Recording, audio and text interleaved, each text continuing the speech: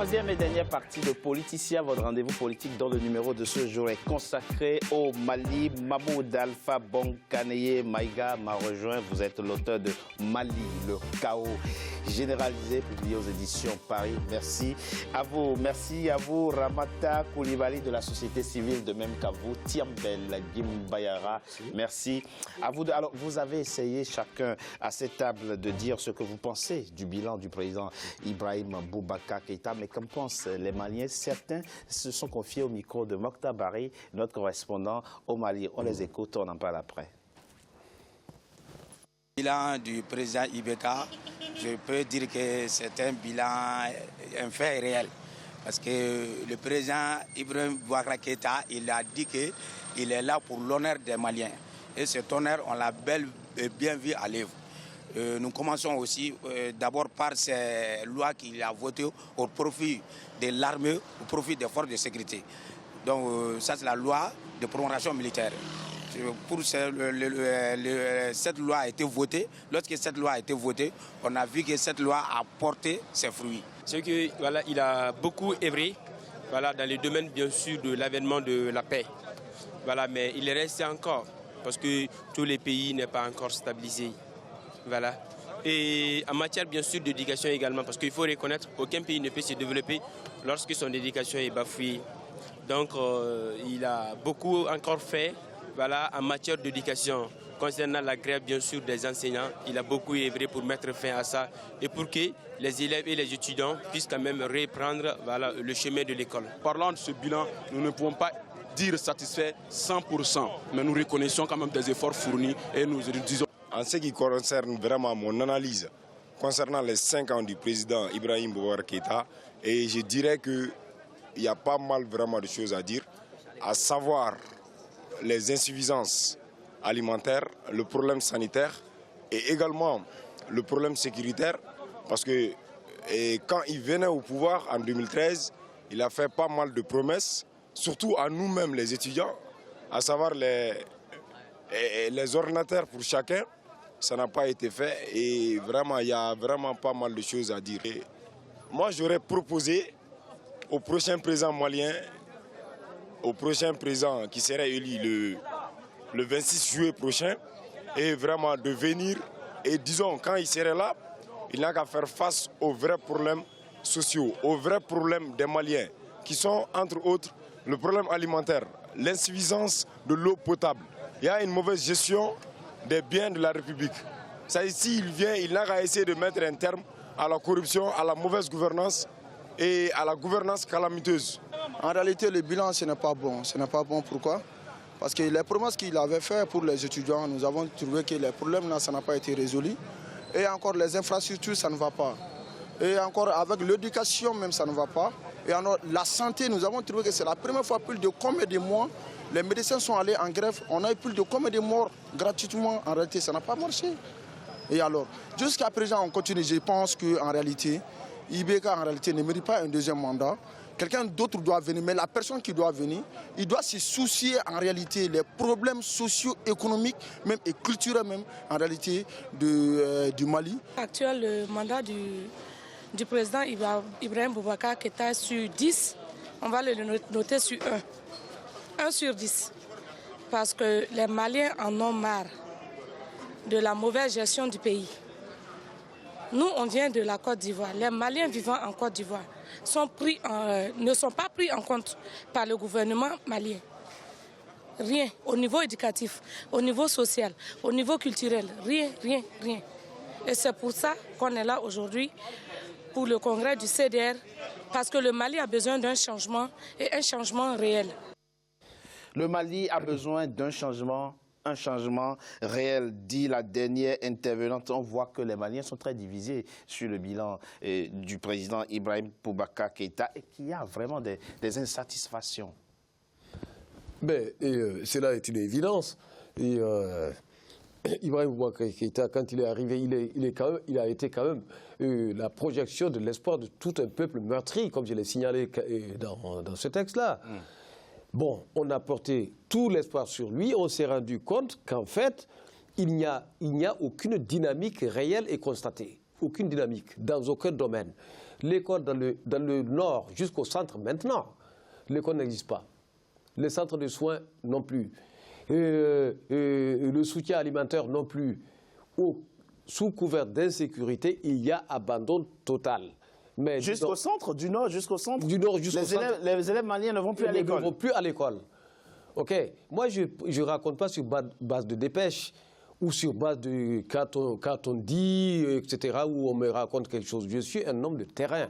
Je vous l'ai dit plusieurs fois. Je suis un journaliste de terrain. Souvent à mes frais. Pour un engagement personnel, entre autres. Bon, j'ai travaillé pour des journaux. Eh bien, dans le nord du Mali, il n'y a pas une seule école qui marche. Normalement. Depuis combien de temps, s'il vous plaît? Mais depuis 2012. Depuis l'invasion du Nord par Sahel. Depuis plus de 5 ans, il y a des écoles qui sont fermées. Il n'y en a pas. Et jusqu'au centre, dites-vous? Jusqu'au centre maintenant, avec le truc de Amadou Koufa, bon, qui a effrayé tout le monde, comprenant même les autorités administratives. Tout est fermé. Mais comment on peut qualifier, et je m'adresse à mon contradicteur en face, mais comment on peut apprécier cela en tant que patriote? Non. Donc, il n'est pas patriote, il est propagandiste. Non, alors on va... On ne va pas ce débat, je ne vais pas le répondre. Je vais tout simplement dire que... Je comprends les indignations de part et d'autre. Tous les ans, je suis au Mali. Tous les ans. Et sur le terrain. Indigne de votre part. Non, on ne s'insulte pas. C'est un constat. C'est un constat. Ok, le président de la République ne peut pas me dénier le fait d'être sur le terrain tout le temps. Et vous nous dites ici, ce que vous avez vu sur le terrain, c'est que du nord au centre de votre pays, les élèves maliens sont à la maison. Depuis 5 ans, les écoles sont fermées. Les écoles sont fermées une fois par semaine ou des machins comme ça. Monsieur Gimbayara Tiambel, c'est la question sécuritaire qui explique et justifie effectivement cette situation de paralysie de l'école malienne, notamment dans la région septentrionale de votre pays et du centre. Dans la région septentrionale du Mali, d'où le Premier ministre Soumaïla Maïga revient, il est question en compagnie du ministre de l'Éducation nationale de recruter des volontaires pour pallier aux classes qui n'ont pas d'enseignants. Mais est-ce qu'il y a vraiment des Maliens qui ont envie d'aller aujourd'hui? Dans une ville où on parle d'absence d'école totale, je suis indigné. Je suis interloqué et je suis vraiment surpris. Il est question au mois de mars 2017, des forces armées de sécurité de mener des actions dans des poches où Amadou Koufa et ses hommes se sont retranchés pour que la paix revienne et que l'école rouvre dans ces zones-là. C'est derrière le fleuve, c'est à Diafarabé, ce n'est nullement tout le Massina. La réalité sécuritaire, la difficulté sécuritaire est une réalité au Mali. On n'en disconvient pas, mais dire qu'il n'y a pas du tout d'école relève de la cécité intellectuelle. Je ne partage. Mais vous ne savez même pas ce que contient votre concept que cécité intellectuelle. Non, on va pas. On n'est pas là pour ça. Non, on va laisser madame à la fois nous faire son décryptage de ce qu'on a entendu des Maliens par rapport au bilan du président Ibrahim Boubacar Keïta, les défis que vous pensez que le président n'a pas réussi à relever et qui doivent être les défis prioritaires du prochain président, celui que vous élirez le 29 juillet prochain? Mais, comme venait de dire M. Maïga, au Mali, tout pan que vous prenez, il y a un problème. L'école ne fonctionne pas. Je suis désolé, Tchombel, il y a au moins 500 écoles dans le nord et dans le centre qui ne fonctionnent pas. Vous n'avez pas désolé à dire tout simplement la vérité. Qui ne fonctionnent pas. Ça veut dire quoi? Elles sont fermées. Remettez votre logiciel à jour. Je doute fort. Mais vous n'êtes pas de terrain. Si je dis qu'ils ne fonctionnent pas, c'est des écoles qui ouvrent un jour et qui sont fermées le lendemain, ou bien des écoles dont les enseignants n'ont pas rejoint l'école, les élèves sont là, mais les enseignants n'y vont pas. Et c'est dû à quoi selon vous? L'insécurité. C'est dû à l'insécurité. Quand il y a de l'insécurité dans un pays, le Nord, comment dit-on?